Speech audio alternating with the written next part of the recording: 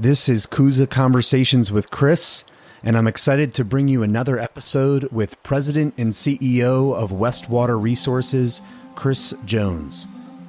Westwater Resources is a premium quality producer and supplier of battery materials made right here in the United States.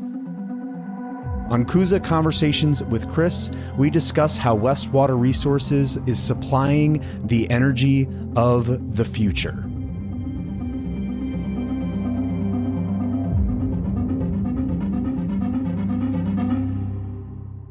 Hi, this is Chris Jones. With us today is Dain McCoig, our Vice President of Operations here at Westwater, and he's going to be heading up our graphite project in Alabama, the Alabama Graphite Company, and the Coosa project that you've heard about in other podcasts. I want to spend a little time with Dain so you all could get to know him a little bit. And with that, Dain, would you just tell us a little bit about your career and the various roles you've had?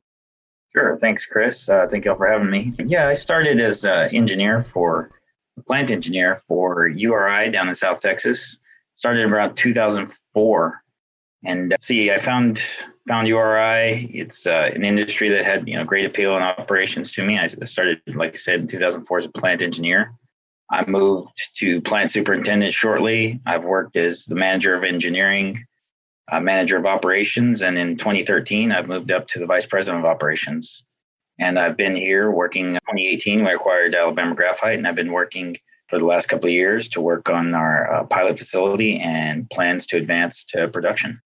Thanks, Dain. And you were also involved with a reconstruction and refit of the Rosita facility down in Texas. Can you tell us just a little bit about that? Sure. When we've been ramping up, we had 3 mine facilities going simultaneously down here in South Texas for processing uranium. And we were doing an expansion. And as part of the expansion, it was my job to design the expansion of the Rosita facility so that it could be a fully operational and full processing facility for uranium. And we would be able to take the uranium out of the ground and process it to yellowcake. And so the plant was designed, the expansion was designed. We did the expansion, we managed the construction, we built it ourselves, we built it in-house, and we built it up so that we could have a full capacity of 800,000 pounds a year with expandability in it. So it was it's a very good project. It was my first large-scale construction project. Prior to that, I'd been doing some smaller satellite facilities, but this was the larger construction project that turned out really nice. Didn't you head that up, Dain? I did. Yeah, so I did oversee the engineering and oversaw the construction and the potential operations that were planned for that facility as well. Well, thanks. And for our listeners, this company was actually a uranium company prior to this team coming aboard and refocusing on clean energy materials. And I think more on that in other episodes.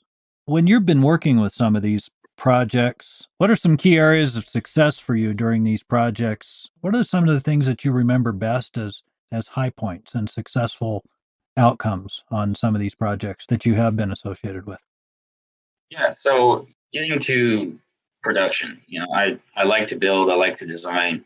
And when we get a facility built and operational and you see your first product, those have always been kind of a highlight of my career. Once you get to that stage, then the next step is to make it better. And so always looking at ways to improve it. We've updated processing, we've updated telemetry, we've been able to improve processes throughout the years. So those are always key to, making me feel like we've done what we're supposed to do, is getting the production going, making a good quality product, but also, making it better, always improving and always making it the best it can be. So why don't you give our listeners a little feedback on what you think about the move Westwater has taken towards graphite, and what are some of the challenges you see ahead as we develop that business? So I really like the idea of moving into a new and kind of rapidly growing industry. So, I've always had a fondness for the nuclear industry because of its uniqueness and its environmental impacts. So batteries are really just kind of the new expansion into clean energy. It's really taking a hold in vehicles. It's looking for energy storage. So they've been taking massive leaps in the last decade. And, this is going to be a real widespread adoption of electric cars coming up. And you've already seen that. So it's more investments coming into the industry. And this is the right time for our company to be moving in this direction. So when you're looking at these electric vehicle adoption rates increasing over time and this increased demand for graphite, how do you see Westwater as a player in that? Is one of the only American producers of this. I see that Westwater can be a key player in the expansion in the United States market, not just the United States market, but the Western markets. We're starting off is going to be a not an insignificant amount, but we're certainly not going to be the largest producer in the world, but we're certainly going to be in a place where we can have a positive impact on the growing industry and where we can grow into it and we can provide products that are better than what's out there so we can help advance the technology and help advance the growth in the United States. Couldn't have put it better myself. The American markets are certainly part and parcel of where we're focused on not just our lithium ion battery product, the CSPG we call it, but for all battery types. But in addition, the European market for automobiles is growing, as is the Chinese market. But we can be a player in all three markets, Asia, Europe, and the United States. And in all three battery products that we intend to make, not just that CSPG, as we mentioned, but the DexGG, the expanded graphite that goes into all types of batteries as a conductivity enhancer, and our PMG product, which goes primarily into non-rechargeable type batteries like alkaline power cells, like those in your flashlight and your smoke detectors at home.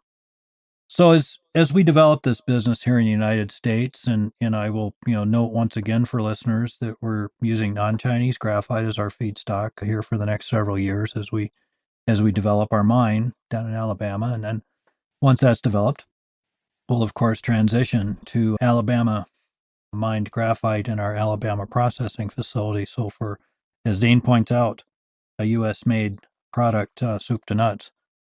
The hard question, but maybe not for you, Dain, with 4 children. How would you describe our products to your children?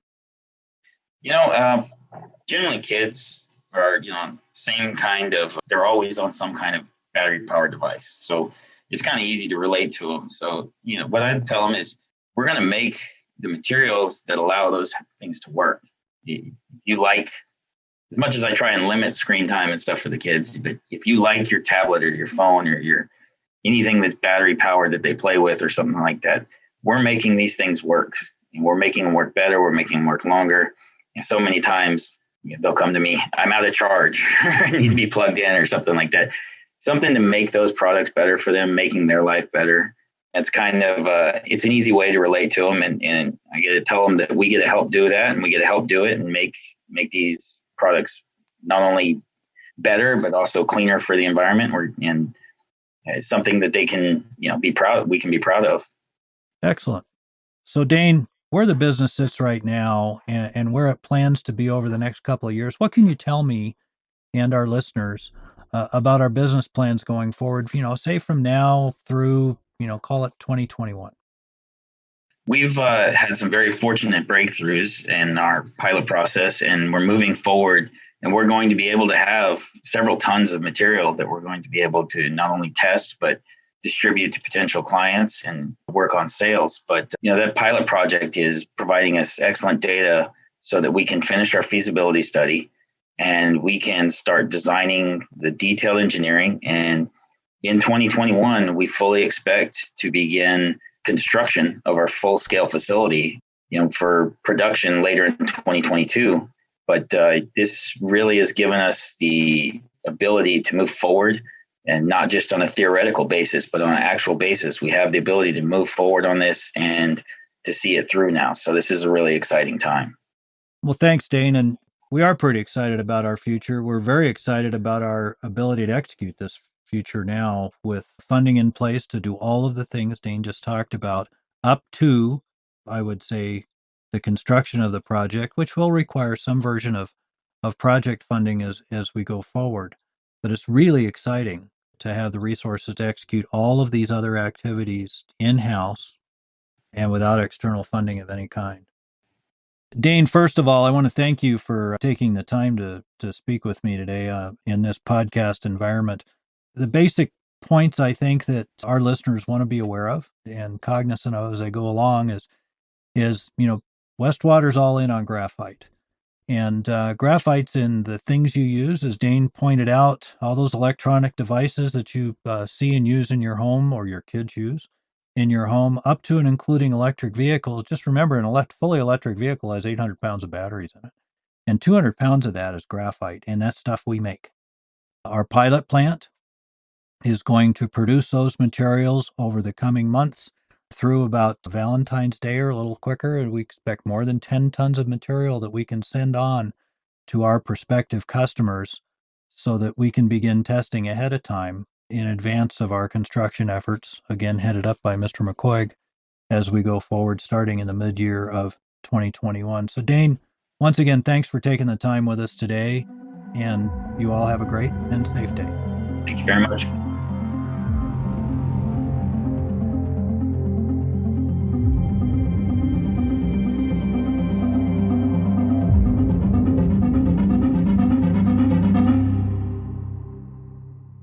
Thank you again for joining another episode of Coosa Conversations with Chris. If you are interested in investing in this wonderful company and hearing more about what Westwater Resources is doing in the green energy market, subscribe to our newsletter using the link in the show notes. If you click on the details button in Apple Podcasts, the see more button on Spotify, or simply scroll down on this particular episode on Google Podcasts, you will find the link to get subscribed to our jam-packed monthly newsletter. We will cover the latest news on Westwater, as well as keep you up to date on the details of their cornerstone project, the Coosa Mining Project for graphite.